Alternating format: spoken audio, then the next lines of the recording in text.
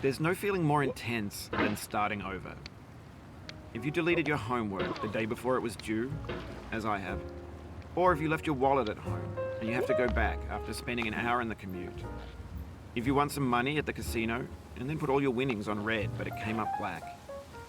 If you got your best shirt dry cleaned before a wedding and then immediately dropped food on it. If you won an argument with a friend and then later discovered that they just returned to their original view. Starting over is harder than starting up.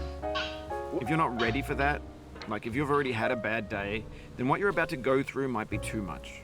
Feel free to go away and come back. I'll be here. Alright, thanks for coming with me on this trip. I'll understand if you have to take a break at any point. Just find a safe place to stop and quit the game. Don't worry, I'll save your progress, always, even your mistakes.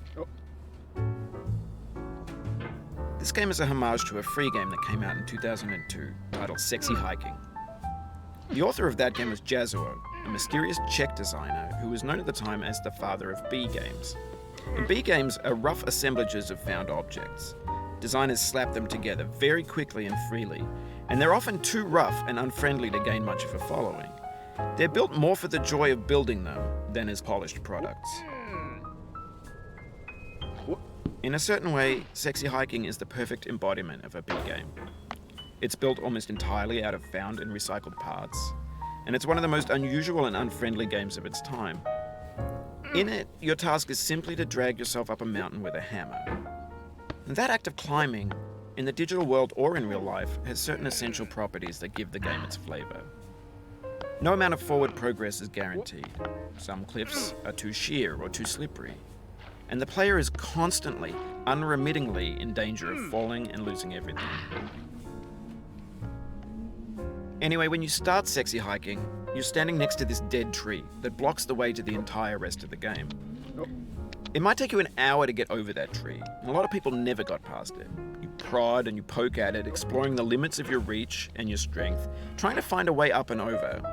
And there's a sense of truth in that lack of compromise. Most obstacles in video game worlds are fake. You can be completely confident in your ability to get through them once you have the correct method or the correct equipment or just by spending enough time. In that sense, every pixelated obstacle in Sexy Hiking is real. The obstacles in Sexy Hiking are unyielding, and that makes the game uniquely frustrating.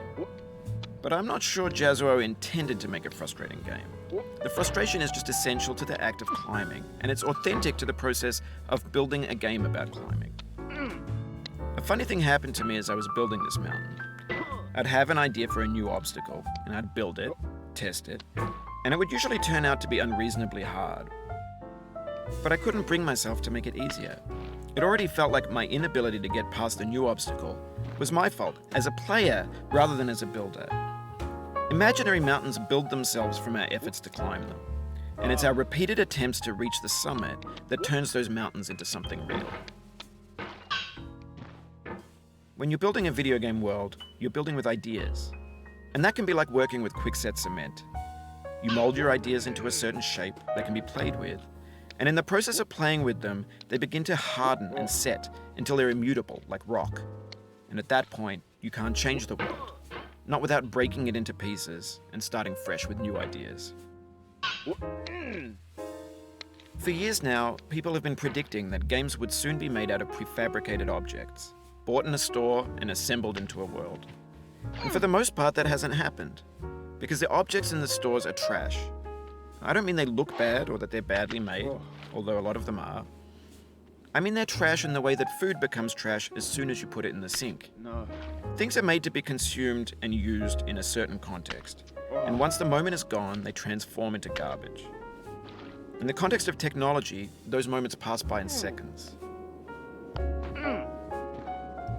Over time, we've poured more and more refuse into this vast digital landfill that we call the internet.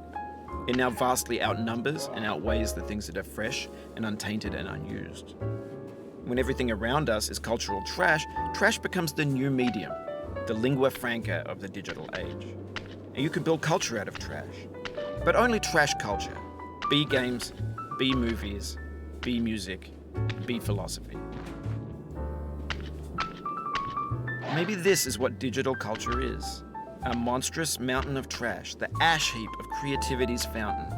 A landfill with everything we ever thought of in it. Grand, infinite, and unsorted. There's 3D models of breakfast, Gen X's fanfic novels, Scan magazines, green screen Shia LaBeouf, banned snuff scenes on LiveLeak. Facebook's got lifelike bots with unbranded adverts and candid shots of Kanye and Taylor Swift mashups, car crash epic failed GIFs, Russian dashcam vids, discussions of McRibs, discarded, forgotten, unrecycled, muddled, rotten, untitled. Everything's fresh for about 6 seconds, until some newer thing beckons and we hit refresh. And there's years of persevering disappearing into the pile, out of style, out of sight. In this context, it's tempting to make friendly content that's gentle, that lets you churn through it but not earn it. Why make something demanding if it just gets piled up in the landfill, filed in with the bland things? When games were new, they wanted a lot from you. Daunting you, taunting you, resetting and delaying you. Players played stoically. Now everyone's turned off by that. They want to burn through it quickly, a quick fix for the fickle, some tricks for the clicks of the feckless. But that's not you, you're an acrobat. You could swallow a baseball bat. Now